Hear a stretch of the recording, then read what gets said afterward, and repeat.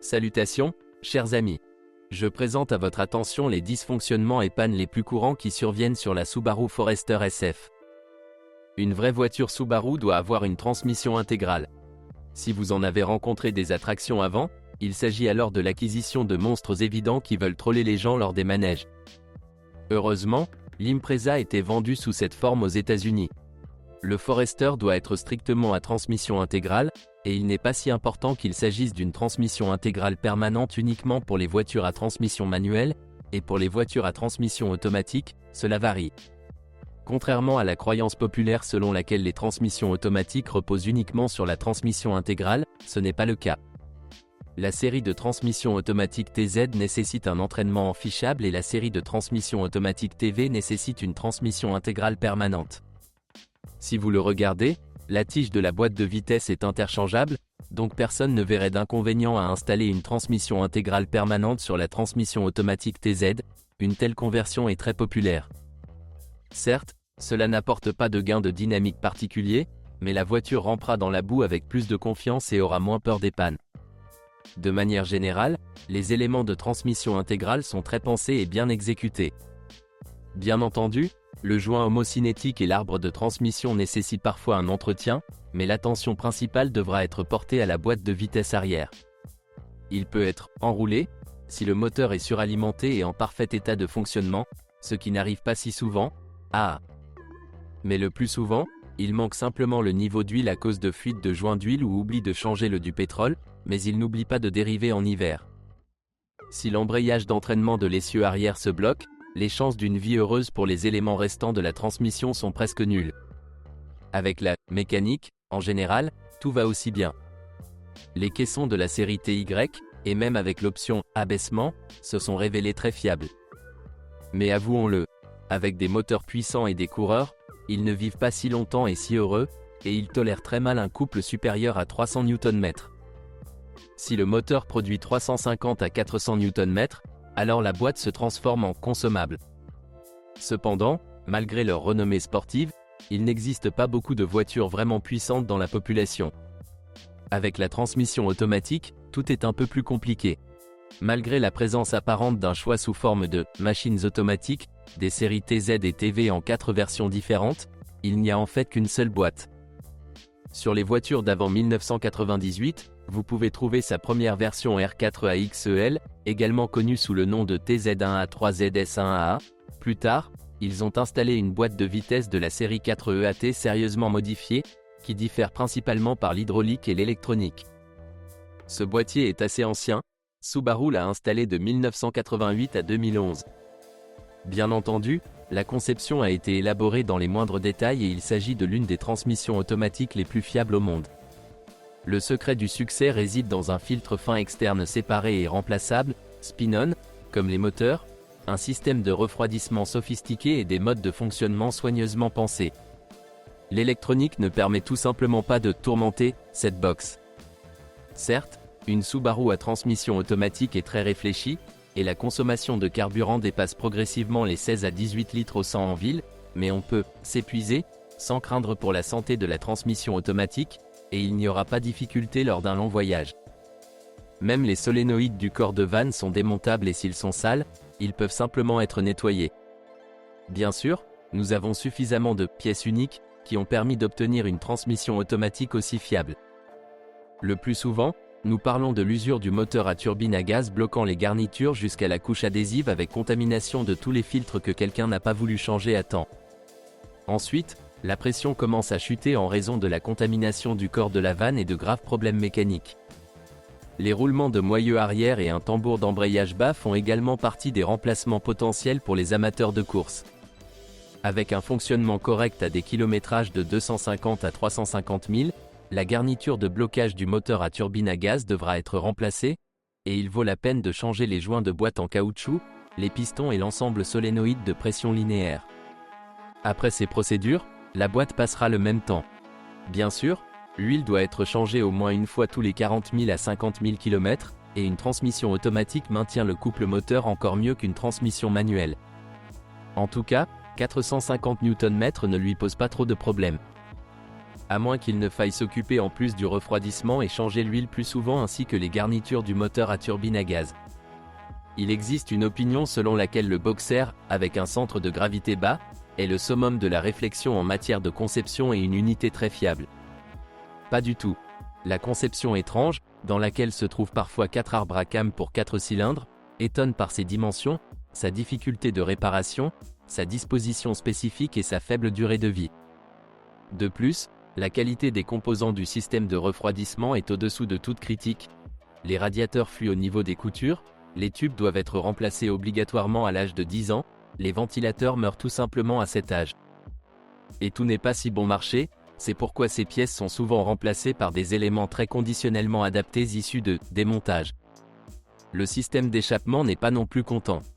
L'échappement pourrit comme sur un zigouli, et si la voiture a plus de 10 à 12 ans, il est fort probable que l'ensemble du système ait déjà été remplacé plusieurs fois ou soigneusement soudé. Pour couronner le tout, les moteurs EJ20 dans différentes versions pourraient avoir des systèmes de contrôle et des accessoires très différents, et compte tenu du style d'entretien, du remplacement fréquent des unités et d'autres nuances Subaru, cela pourrait devenir un sérieux casse-tête pour le propriétaire. Il arrive souvent que le prochain propriétaire d'un Forester demande à des pros chevronnés « Dites-moi quel type de moteur j'ai ». Les principales options de moteur sont les EJ202 et EJ20J, avec 2 arbres à cames et atmosphériques. L'EI205 est à 4 cames et suralimenté, et dispose de plusieurs options d'alimentation. Et enfin, le J251 est à double arbre à cames et à aspiration naturelle, mais avec une cylindrée de 2,5 litres. Les voitures de série équipées de moteurs à 4 arbres de 2,5 litres de la série EJ25D, qui n'ont été produites que pendant 1 an et demi, sont beaucoup moins courantes. Il existe encore des dizaines d'autres options exotiques, mais il est presque impossible de les trouver. Bien entendu, tous les moteurs sont déboxés.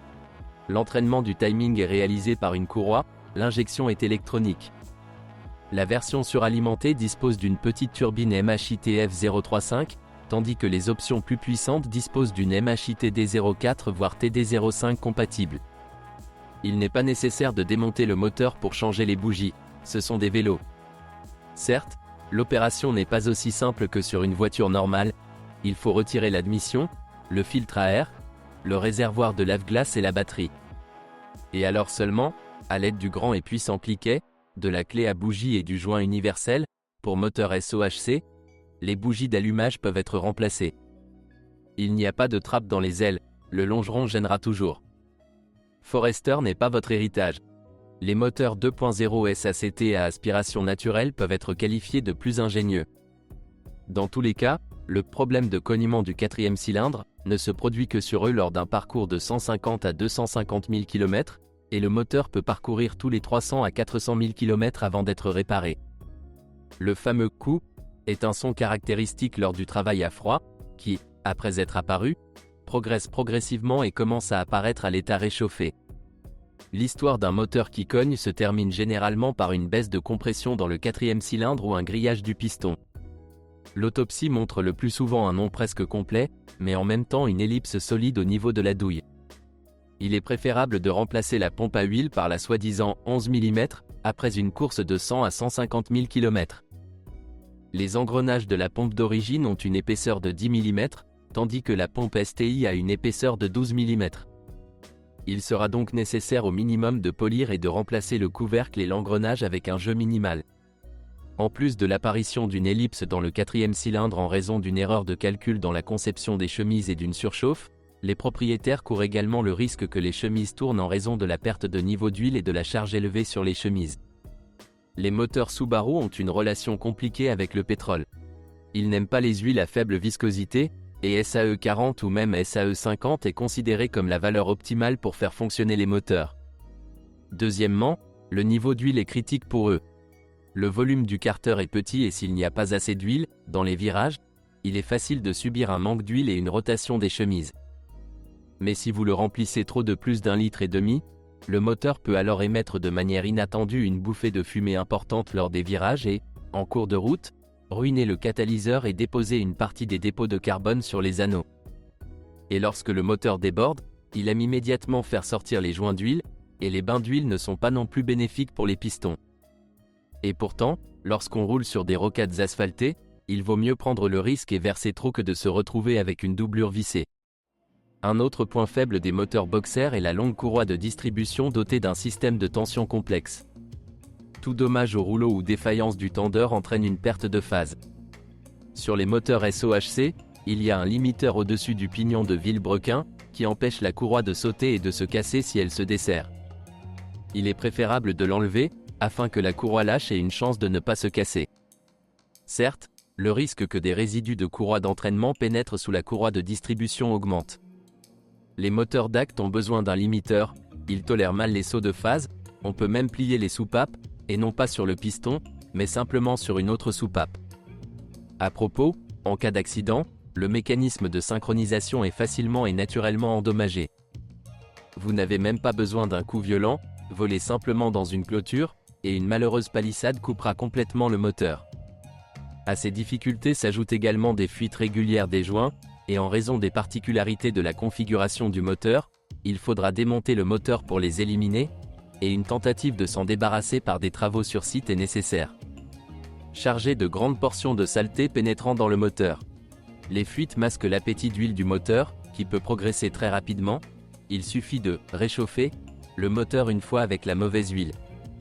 Mais il est impossible de parler de la façon dont le moteur est démonté et révisé. Il faudra y apposer un badge 18+, ou interdire l'accès aux enfants. Croyez-moi, le processus est très intime et déroutant.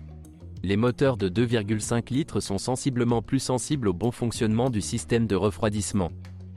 Et le moteur EJ25D a été complètement arrêté en raison d'une surchauffe du 4e cylindre sans raison particulière. Certes, ils ont appris à résoudre le problème en installant une pompe améliorée et un organisateur de flux dans le bloc, mais si le capitaine a une chance de se tromper, il le fera. Si le moteur est également équipé d'une turbine, et surtout s'il s'agit d'un moteur avec une tête DACT, alors soyez fort et ne vous inquiétez pas. Un cognement peut être attendu après 70 000 km, les réparations majeures seront donc fréquentes. En règle générale, ces moteurs ne parcourent pas plus de 100 à 150 000 km sans réparation. La charge sur les chemises est plus élevée, de sorte que les chances de soulever le vilebrequin sont également plusieurs fois plus élevées. Le système de contrôle se caractérise par des caprices et une variété d'options. La détonation est un phénomène courant avec les moteurs EJ205.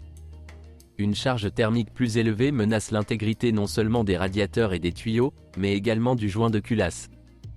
Il y a eu des cas où un morceau du joint a explosé, en raison d'une surchauffe locale sous charge et une fuite s'est ouverte. Mais il ne faut pas avoir peur des turbines, toutes les turbines standards sont très bon marché et durent longtemps. Mais le système de contrôle de suralimentation de Subaru présente des défauts frappants. Il n'y a pas de régulation normale, tout est au niveau des années 80, une valve, Pierburg 7.00326.03.0 peu fiable, et la nécessité de régler la précharge.